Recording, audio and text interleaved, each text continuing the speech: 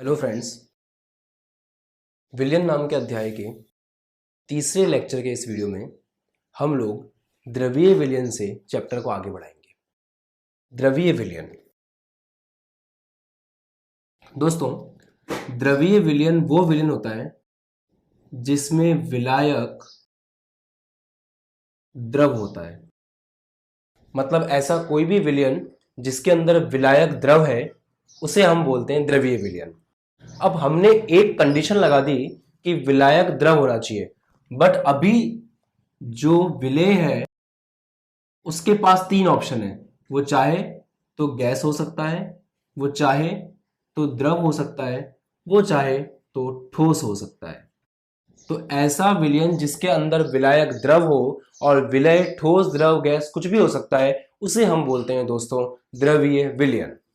द्रवीय विलयन इस हिसाब से तीन प्रकार के हो गए।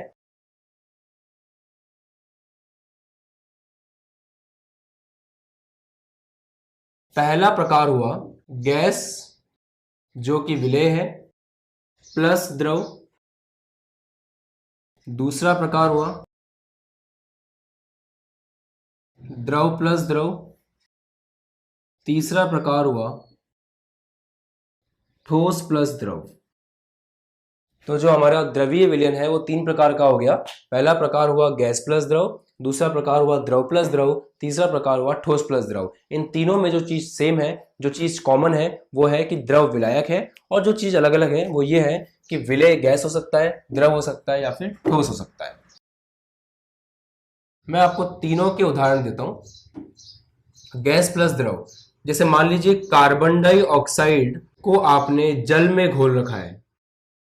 तो अगर कार्बन डाइऑक्साइड को आपने जल में घोल रखा है तो कार्बन डाइऑक्साइड एक गैस है, जल द्रव है, तो इससे जो विलयन बना है वो है गैस प्लस द्रव। और ये चीज क्या होती है? ये होता है सोडा वाटर। सोडा वाटर जो हम लोग सोडा वगैरह पीते हैं नींबू शिकंजी बना करके, उस सोडे में कार्बन डाइऑक्साइड घुली होती है जल के अंदर। द्रव प्लस द्रव, द्रव प्लस द्रव का एग्जाम्पल है अल्कोहल जो कि एक द्रव है प्लस जल। ठोस प्लस द्रव का उदाहरण है नमक, सोडियम क्लोराइड प्लस जल।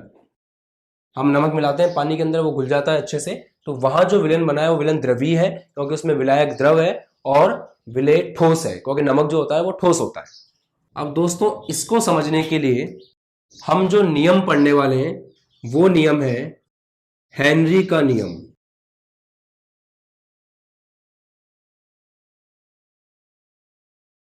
इसके लिए जो नियम है वो है राउल्ट का नियम।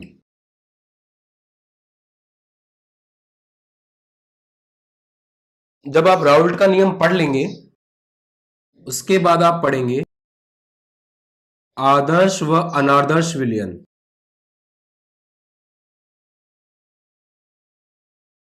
मैं आपको फ्लो समझा रहा हूं कि चैप्टर किस तरह से आगे बढ़ेगा।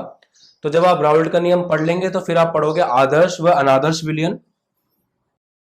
उसके बाद आप विचलन का अध्ययन करोगे। राउल्ट के नियम से धनात्मक विचलन, राउल्ट के नियम से ऋणात्मक विचलन, और स्थिर क्वाथी का अध्ययन करोगे। ये सारी चीजें हम लोग सीक्वेंस बाय सीक्वेंस पढ़ेंगे।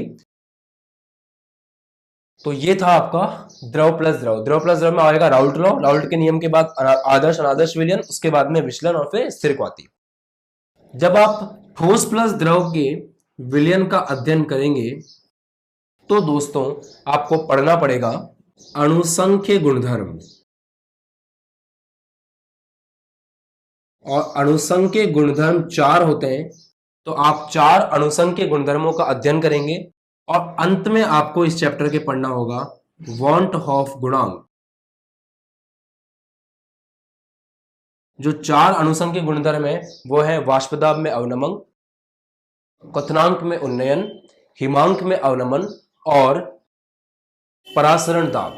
तो ये 4 प्रकार के अनुषंगी गुणधर्म आप पढ़ोगे और लास्ट में इस चैप्टर के आएगा वांट ऑफ गुणांक, और इस तरह से ये चैप्टर खत्म होगा। तो ये जो मैंने पिक्चर बनाई है ये पूरे चैप्टर की पिक्चर है, और इस चैप्टर का फ्लो जो है वो इसी तरीके से रहेगा। और अब हम जो स्टार्ट कर रहे हैं वो हमारा पहला टॉपिक है हेनरी का नियम। तो कभी भी आपको कंफ्यूजन हो तो आप यहां पर आकर देख सकते हैं कि चैप्टर किस जगह पर चल रहा है। So guys, thanks for watching. Please subscribe the channel and press the bell icon for daily notifications. Thank you.